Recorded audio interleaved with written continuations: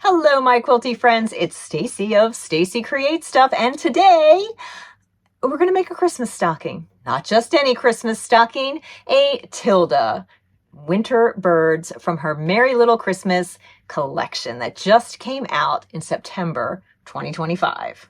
There is no getting around it. This stocking is huge, but fun, and a joy to make. So I'm going to walk you through step by step.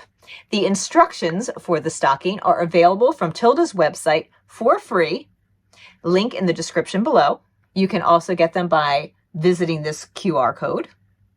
And if you would like to get a kit, well, my favorite quilt shop, Vintage Pink and Green, has them available in both of their locations in Snow Hill, Maryland and Weissport, Pennsylvania. And the link to purchase a kit right there.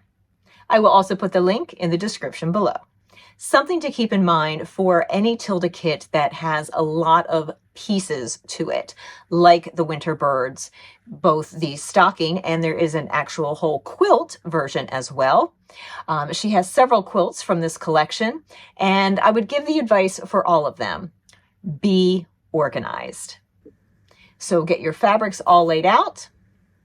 Keep a checklist handy as you cut the different pieces, and it's a good idea to label them as well. In this particular project, the Winter Birds stocking, there were several pieces that were square and then a few that were not quite square, but almost looked square. So you want to make sure that you're not mixing up any of those pieces while you're putting the stocking together. All right, let's get to it. For the stocking, I am cutting a piece the widest cut that I need for the part that's the stocking toe, top, and bottom. So there's three different size rectangles, but I can cut one strip the largest width of those rectangles, and then I can subcut. And normally when you do that, there's always like a little tiny piece left over, like there might be an inch or a quarter. And those are usually not very useful pieces, except when it's a Tilda kit. Because indeed, in this one, there are some very tiny pieces. So do not let any little bit go to waste. It will be useful. I'm laying out the pieces for the bottom third of the stocking. So I have the two side pieces. I have the pieces that will become the green leaves, the background pieces, which will have berries appliqued onto them, and the stem. So I have these little squares, which will go to make the leaves, and I will need two of these tiny squares for each green square. So I'm just going to map those out. And now I am ready to take this over to the sewing machine. And I am going to be placing a square on opposite corners of a green square and sewing on the diagonal. So I will go ahead and mark these lines so that I can sew right on those. I'm simply going to take my ruler, and I am using a friction pen. So even though that is a dark line, it disappears when I iron it. I'll go ahead and mark all of the little squares, and then I'm going to take these over and sew on each of those lines. I'll be matching up the edges of the larger square and the smaller square along here and also along here. I've pressed one of the squares back, and you can see after I pressed it, the line disappeared. And so now I can go ahead and press this one.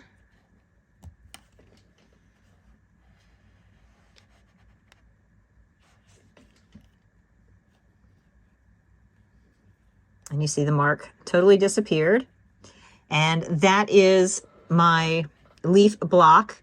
Now I can go ahead and just trim about 1/4 of an inch away from the sewn seam, both of those edges, press that again, and set it onto my little layout so that I'm ready to put them all together once all the leaves are made. I have all the components laid out now for the bottom third of the stocking. So we have 4 leaves, the stem, the spaces where the berries will go, and then the 2 side units.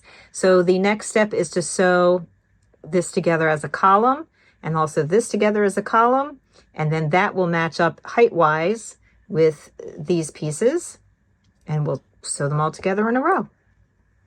All right, there we go. I have sewn the leaves and the berry areas together in a column, and this one over here. And now I'm going to sew all 5 of these units together to make that bottom third of the stocking. This is the layout for the bird section, that middle section of the stocking. Doesn't look much like a bird, but it's going to go across like this. So it's broken down into the very sides of this full unit here. There is a very skinny little column that will be the bird beak, and that is going to be sewn onto this rectangle and on the diagonal, and then brought up like that. Then this is the bird's head. So much like doing a leaf, be sewing these squares on the diagonal, and then when they fold back, they will form the shape. This becomes a half square triangle, so that's pretty straightforward. And then these 2 squares are for to help shape the bottom of the bird. They will be sewn on the diagonal this way, and that will fold back here and here. And then this little guy is for the tail. So this white square will be sewn on the diagonal. This folds down, and you get a little shape there. So once we have those units put together, then we'll be able to better see how all these new units go together. Now that I have the little units all put together with their little white squares that have become triangles, then I can go ahead and group things together. So I'll be sewing this tiny square to this unit here. That'll become a column. These 2 pieces will go together. Once they're together, they will join with the body of the bird. And then over here we have a rectangle, the tail, and I believe this is another rectangle, even though it looks square-ish. It's not really. I have trimmed all the excess after I have sewn and pressed. Before I trim though, I always double check that everything is at the right angle that it is supposed to be. Much easier to take it out and resew it before it's cut. All right, let's put those together, and the bird is almost done.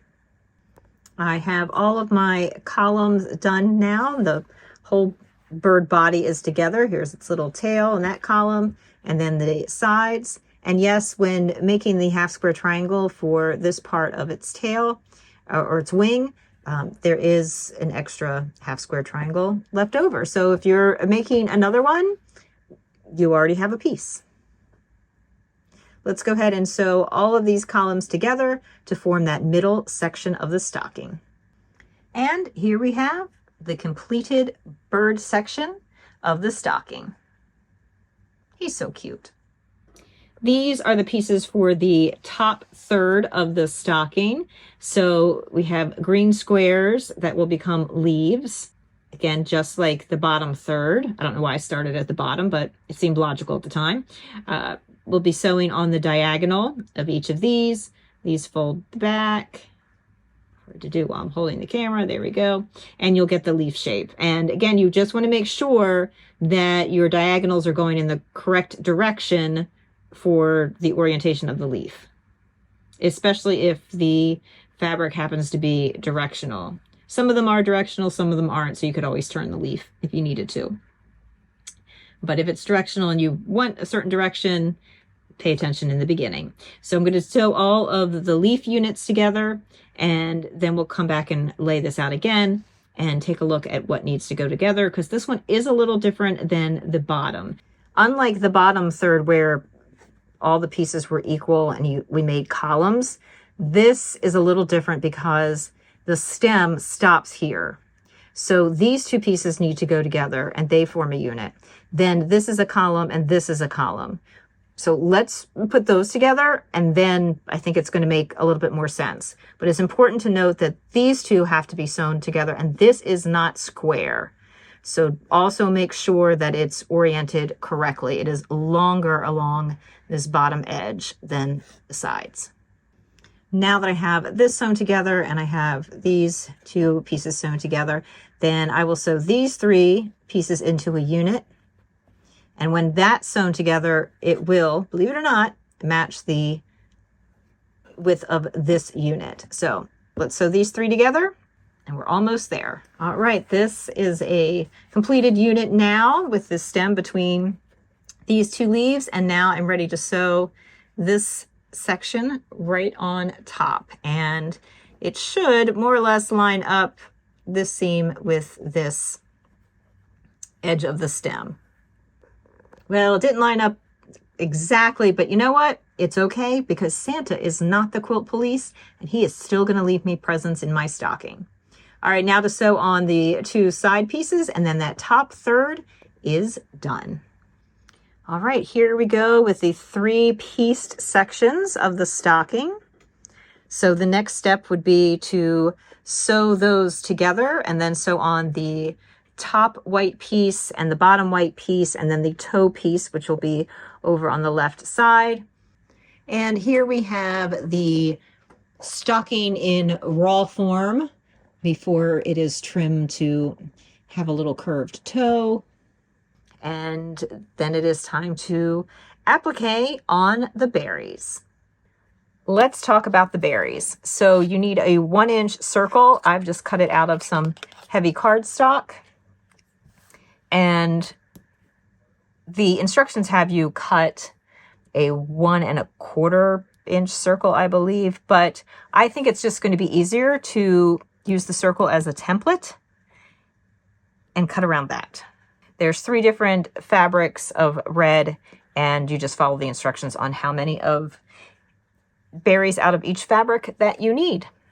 The smaller the stitches, the smoother the circle. You can load your needle with several stitches before pulling them through.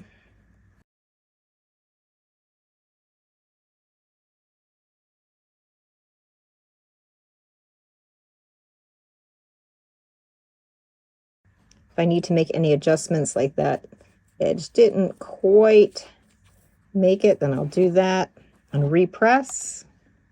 Once I'm happy with how that is, then I will go ahead and remove the cardboard. There we have our little berry. I have the printouts of the bottom portion, the shaping of the stocking, and I'm going to go ahead and trim with my paper rotary cutter. It's a great way to use old blades. You can use them for paper, and I just have a really old cutter that I've marked as paper only. I'm going to go ahead and cut on that dotted line. On this other page, it's very faint, but there is a ruler, and you just want to double check before you cut, really, that it is 6 inches, or if you're using metric, that you have your 15 millimeters, and mine checks out correctly. So when you are printing out these pages from the Tilda pattern, you want to make sure that you print at least these 2 pages as to scale, 100% scaled. And now I'm going to go ahead and tape this. And then I can go ahead with some paper scissors and cut around the outline. Now the bottom part of mine got a little clipped off from the printer, but I'm just going to eyeball it. You can see the seam allowance. It's a 1/4 inch seam allowance, so it will be fine.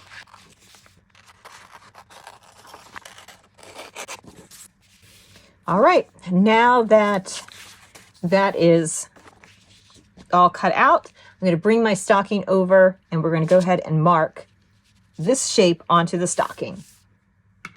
And I'm going to take my Friction pen and just mark all around.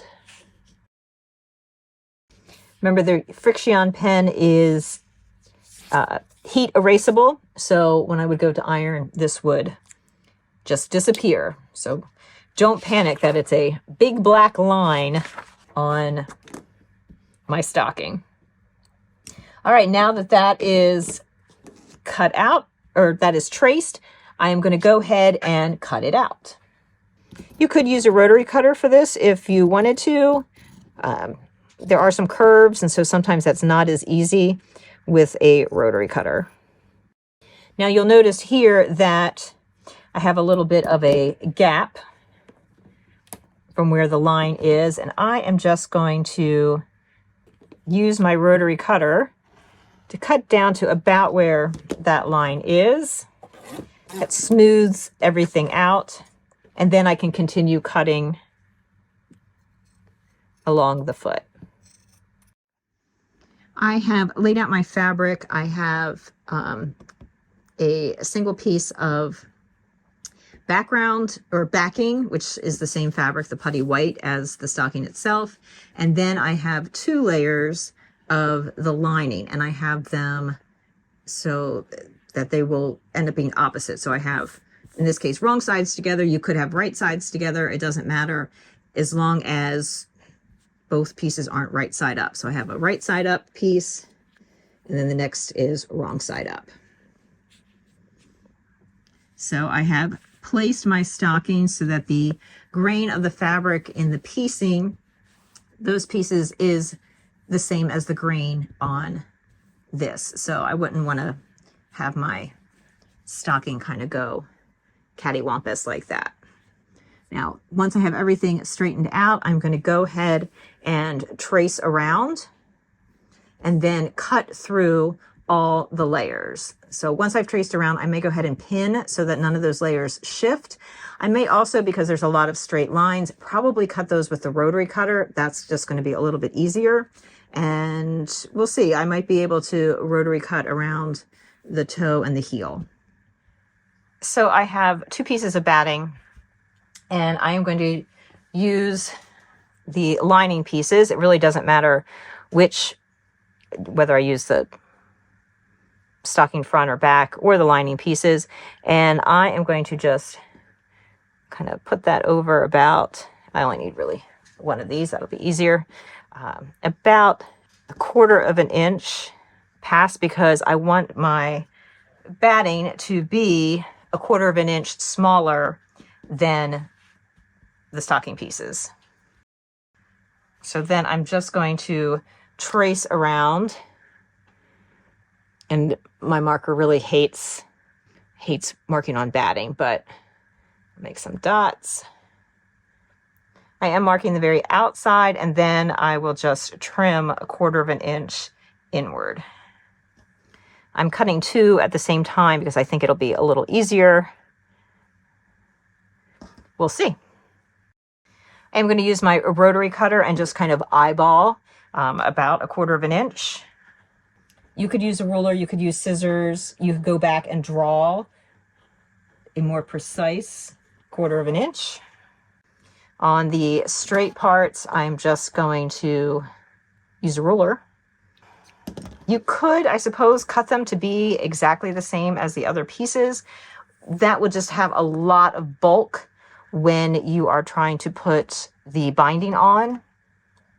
So this just helps to eliminate some of that bulk.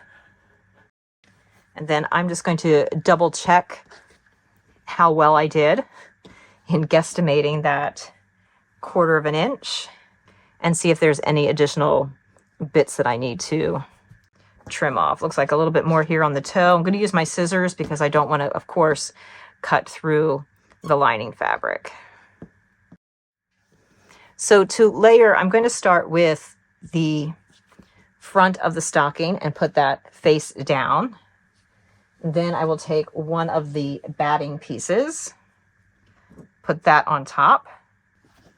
Then I will take a lining piece, get that situated. It should line up with the front of the stocking. So we have that layer. Set that aside. And now I'm going to start this one with the lining piece first. And that is because it has to go a certain direction, because it has a front and the back of the fabric. There's a right side, a wrong side. So I want to make sure I'm layering it correctly and I don't end up with two pieces that are facing the same direction when they need to be opposite. And again, just like the front of the stocking, the backing and the lining should match each other. And then the batting is a little narrower. So I have clipped all around the toe. I'm going to continue clipping up there, and then I'm going to do a nice big basting stitch all the way around. Here is the stocking with the basting about 1 inch from the edges, and you may notice that this has berries now. So you should, of course, put the berries on well before you put the basting stitches in. Ideally, you can put the berries on when you have the 3 separate sections. It's just a little easier to handle.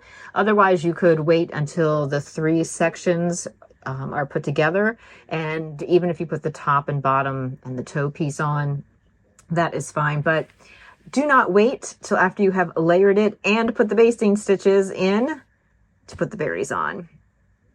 Luckily, the top I left open, so I was able to get my hand underneath to successfully applique the berries on. And I did hand applique them with silk thread. That's what I use. You could certainly have used a red thread to applique them on, but they certainly add that extra little bit of pizzazz. Definitely need the berries.